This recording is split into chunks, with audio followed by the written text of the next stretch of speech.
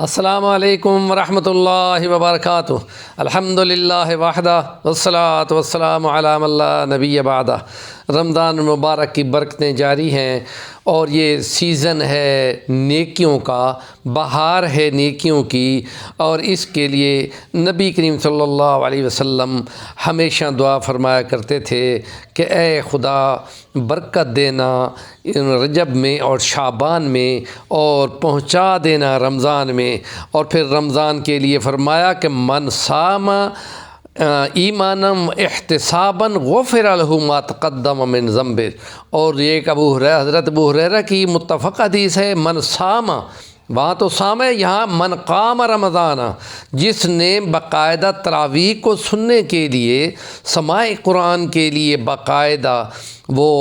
صبر کے ساتھ کھڑا رہا اور ایمان رکھا کہ ثواب ہے اس پر، اللہ کی مغفرت ہے،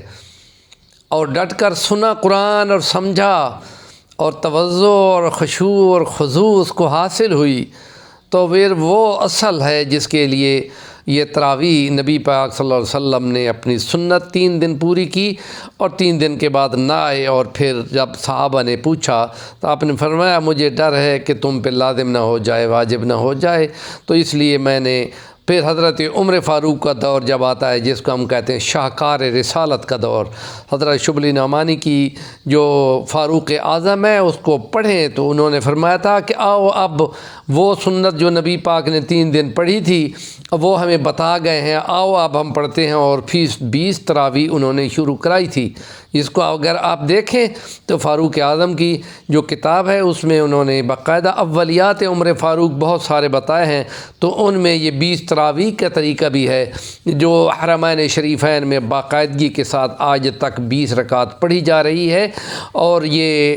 متفق علیہ ہے، جس کو ہم کہتے ہیں کہ اجماع ہے امت کا اس پہ، اہل سنت کا، کہ یہ باقاعدہ پڑھی گئی ہے، اور اسی کے حساب سے 540 رکوع بنائے جاتے ہیں کہ یہ 27 کو جب ختم کی جاتی ہے تو قرآن مجید کے کتنے رکوع بنتے ہیں، 540 رکوع۔ تو اس حساب سے اسی برکت کی تراویحوں میں قرآن مجید کا سماع ہے کہ قرآن مجید رمضان میں اترا ہے، تو ہم کہتے ہیں کہ نیکیوں کا سیزن ہے، ایک نیکی یہاں 10 گنے سے بھی بڑھ جاتی ہے، اور فرضوں کے برابر چلی جاتی ہے، اور فرض جو ہے 70 فرضوں کے برابر چلے جاتے ہیں۔ تو وضو گھر سے کر کے نماز کے لیے جائیں تو ہر قدم کے بدلے جو ایک نیکی تھی وہ کئی گنے بڑھ جائے گی، اور جب گھر کی طرف واپس آئیں گے تو وہ بھی ثواب بنے گا۔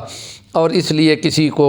روزہ ایمانم احتساباً سمجھ کر کرنا ہے، اور اپنا محاسبہ کرنا ہے کہ میں کیا کر رہا ہوں، اس کو کہتے ہیں محاسبہ کرنا، اور یہ ایمان رکھنا کہ انشاءاللہ اس پہ ثواب ملے گا، اور یہ عقیدے کی بات ہے۔ اور محاسبہ اپنے عمل کی اکاؤنٹیبلٹی ہے کہ میں کیا کر رہا ہوں، عادت پوری کر رہے ہیں یا باقاعدہ عمل کر رہے ہیں، تو اس کے لیے باقاعدہ یہ روزہ رکھنا سب سے بڑا کام ہے، اور پھر اس میں رات کا قیام ہے، تراویح سننی ہے، اس کے علاوہ خود اپنے طور پہ قرآن مجید کی تلاوت کرنا ہے، کہ حدیثوں میں آتا ہے کہ ایک لفظ کی 10 نیکی ہے،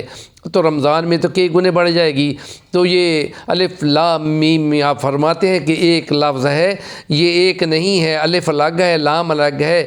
اور میم الگ ہے، تو اس حساب سے یہ کتنی نیکیاں بن جائیں گی۔ تو قرآن مجید کو جتنا پڑھنا ممکن ہو اتنا پڑھا جا سکتا ہو۔ امام ابو حنیفہ کے بارے میں آپ پڑھیں ذرا کہ رمضان مبارک میں 2 قرآن مجید وہ روزانہ ایک قرآن ختم کیا کرتے تھے، اور رمضان المبارک میں 2 قرآن مجید ختم کرتے تھے ایک دن میں۔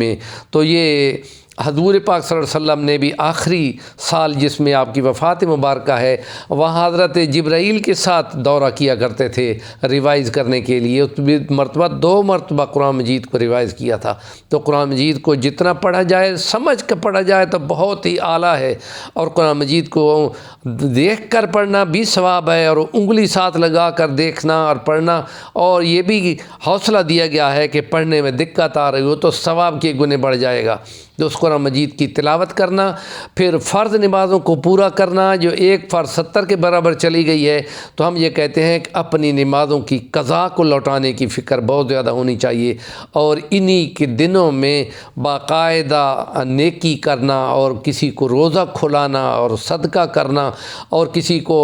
ان کے ख़ास طور پہ آج کل کے فلسطینیوں کی بہت بری حالت ہے، اور وہاں اپیلیں کی جا رہی ہیں کہ سامان پہنچاؤ، کہ وہ لوگ مشکل میں بھی ہیں، اور اوپر سے تیز بارشیں بھی ہو رہی ہیں، ان کے مختلف مسئلے ہیں۔ ہمارے چینل کا نام ہے صفی الرحمن الوانی، ضرور سبسکرائب کریں اور نیکی کے سیزن میں نیکی کمانے کی طرف ایماناً و احتساباً چلیں۔